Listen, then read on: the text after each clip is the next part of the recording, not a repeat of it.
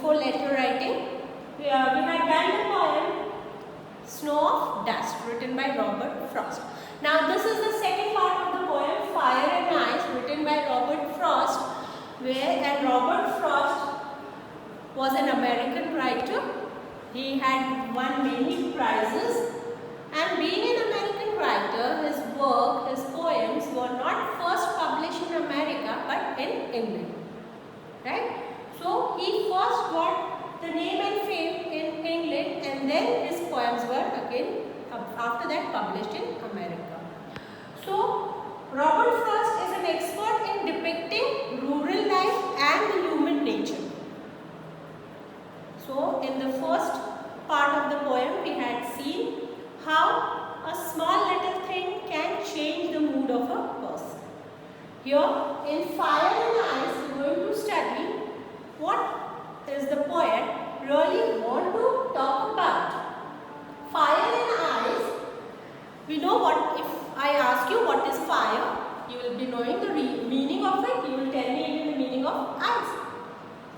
But if it would have been that simple, then I don't think it was the need of the poet to write a poem on these two simple words, fire and ice. But why the poet has written this poem? And why has he given the title Fire and Ice? Because with this title, the poet really wants to convey something. Right?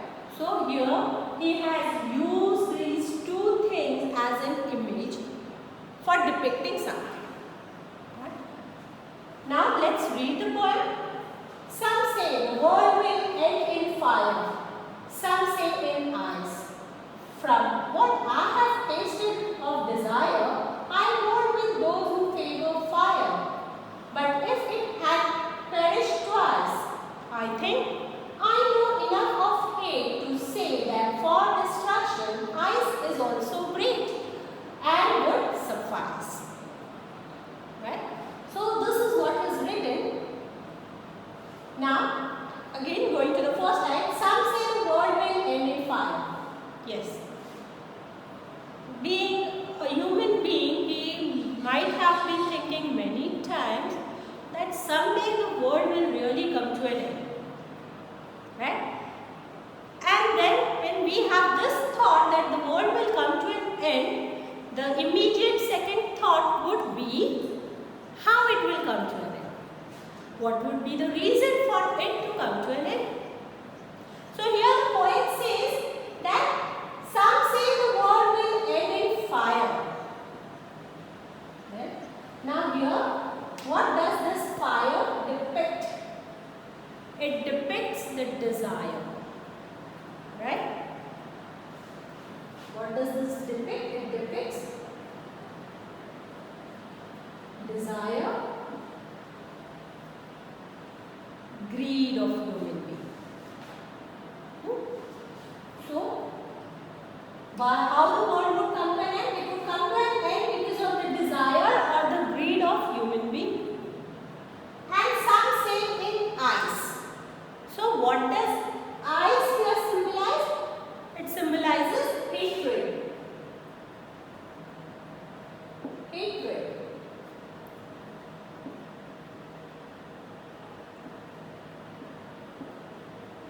Indifference.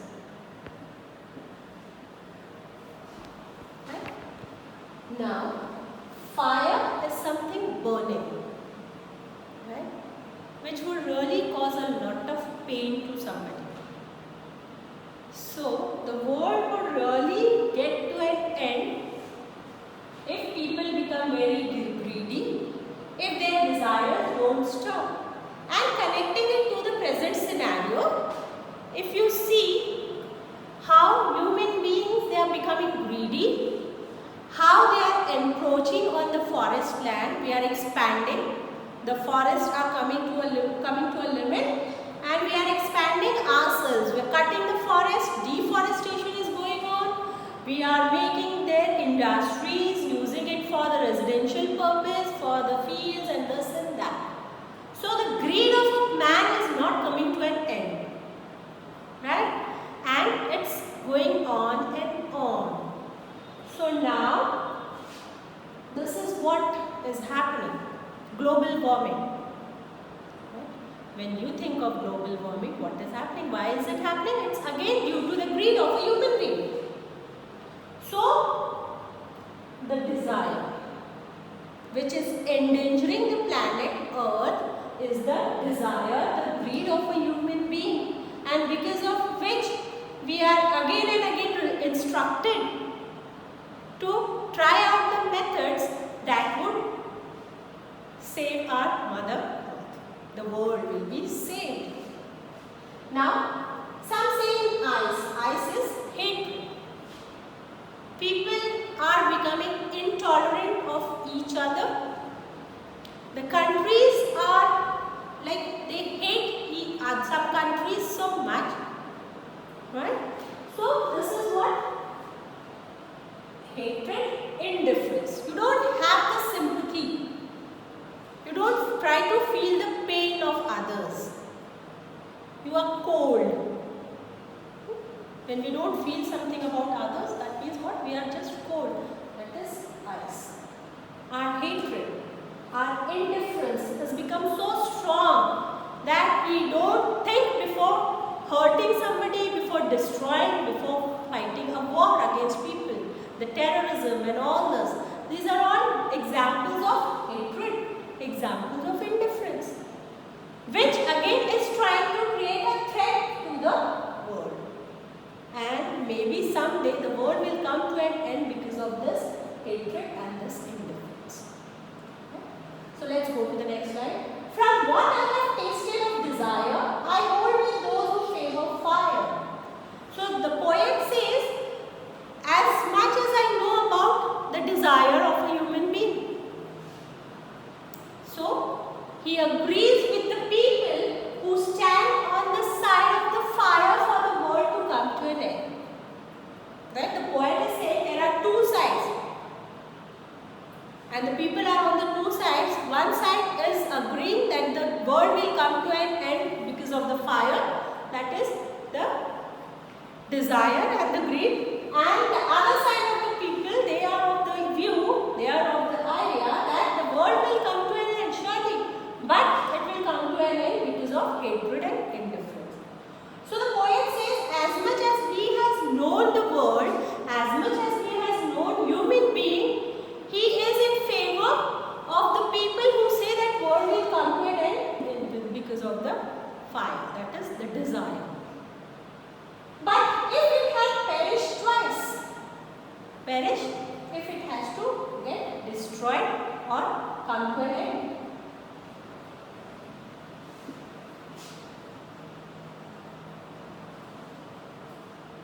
So he says, if this one world which we are living in, if I have to think that this world can come to an end twice, then I would also favor ice along with fire. I think I know enough of hate to say that for destruction, ice is also great and would suffice. So he says, I have seen in the people in the world, the people are so much full of hatred that if the second time the world has to come to an end, ice would also be suffice, ice would also be sufficient.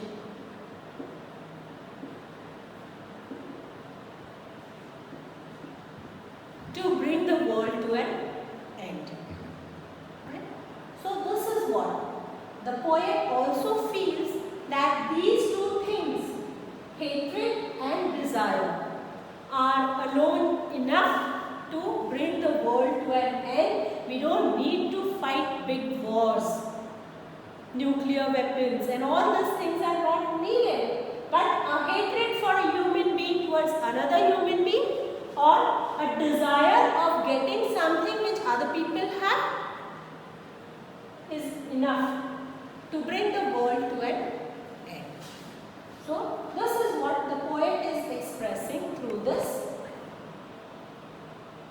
Now, I hope the poem is very clear to you all. It's a very simple poem. The poet is using the words like fire and ice, the simple daily use words, to portray such a serious situation. Right? poem is very clear. So now let's see rhyme scheme of the poem. I've already told you how to find out the rhyme scheme of the poem, right? Now let's see.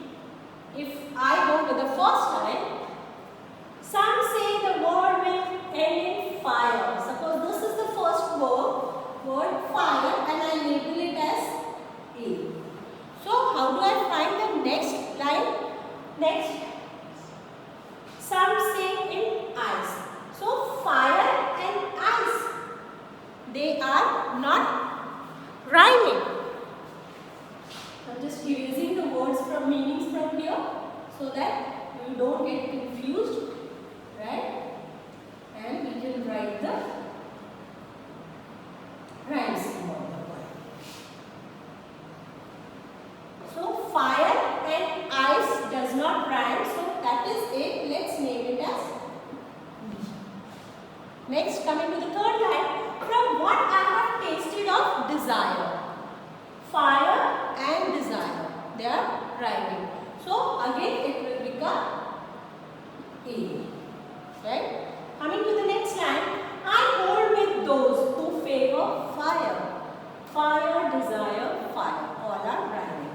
So this is again A. But if it had perished twice, ice, twice. So twice rhymes with ice, therefore this is B. I think I know enough of hate. Now if you see this word hate, it neither rhymes with fire, desire, sorry, fire, desire, fire, neither it rhymes with ice or twice. That means this is the third word. So let us label it as C. Right? Next, to say that for destruction ice. Ice, twice, ice. So this is supposed to say B. Is also great. Hate, great. So it is C. And would suffice. Suffice, ice, twice, ice. So this is B. Now you know again how to mark the rhyming scheme of the poem. So the rhyming scheme of the poem is A, B, A, B, C, B, C, B. This is for the entire poem, the rhyming scheme of the poem. I hope now the rhyming scheme is clear. Now let's see some poetic device which the poet has used. And what are poetic devices? Poetic devices are the tools of the poet. Right? He is using the tools in order to beautify his poem, in order to bring a rhythm to his poem. Right? And the poem should be appreciated by the reader. So he is trying to use some, suppose say ornaments. Poetic devices can be termed as ornaments which makes the poem beautiful. So now if I say fire and ice, but is the poet really talking about fire and ice? No. The fire, poet says, is a desire. Ice, he says, is a hatred. So what figure of speech is this?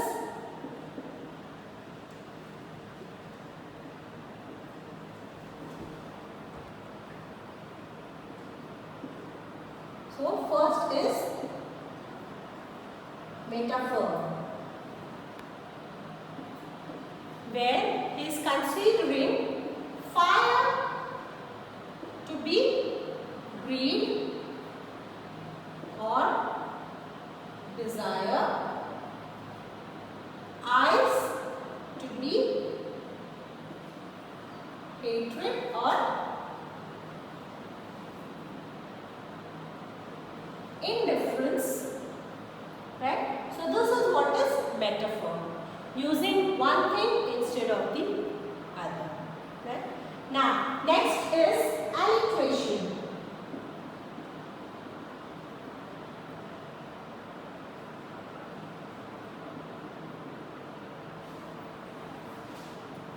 alliteration. So what is an alliteration? Alliteration is the repeating of a sound. Right? So if you see here in the first line, some say the word. Can you see this? Repetition of S sound. Right? Repetition of the S sound. So this is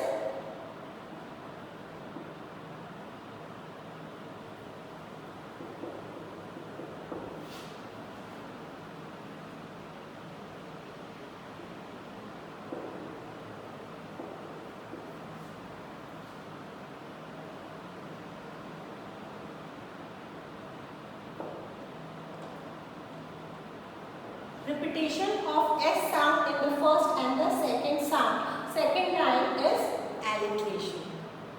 Okay. Now the third. Does any other thing have anything of that sort? And it has to be continuation. It cannot happen. Some is here, then only some other word with S is here. So that is not happening. It should be in continuation. So this is metaphor, alliteration. Now in the last line we had seen one figure of speech, that was enjambment.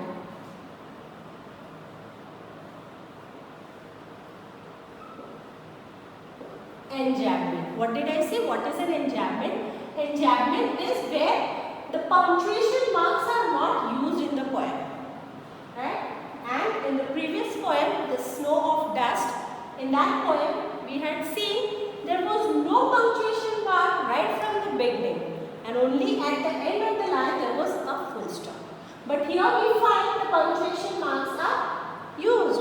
So then how do we say that this is an example? Here in the poem is an example of enjambment. Now if you see this line, from what I have tasted of desire, I hold with those who favor fire. Here the line continues without there is no comma, there is no full stop, no punctuation marks. That means this line is continuing. Right? Till the next line. And here is the. So these two lines are an example of enjambment. If you come here to this line, sixth line. I think I know enough of hate. There is nothing here, no punctuation mark. It continues. Hate to say that for destruction, ice is also great and would suffice. If I have to read this poem, and as the rule of English says that if there is no punctuation mark, you have to read it in continuation. So it means there is no punctuation mark in this line and it ends here. So this line, this part of the poem is again an example of enjambment. Right? So we can say that line 3, 4 and line 6, 7, 8, 9. These are the example of enjambment where no punctuation mark is used in between when the line is continuing. Right? So I hope now you are clear with the figures of speech, also the poetic devices that are used by the poet in order to beautify the poem. You are clear with the imageries of this fire and ice, what do they stand for, and what is the idea of the poem. The idea of the poem is the poet is talking about the destruction of the world. How would the world be destroyed? And he has two possibilities, that world may be destroyed because of fire, but then he says ice can equally be dangerous for the world to come to an end. So I hope the poet is very clear to you. In the next video, we will be dealing with the question and answers of the poem. Until then, read the poem, try to find out the rhyming scheme by yourself and go through the figures of speech, the poetic device. Stay home, stay safe.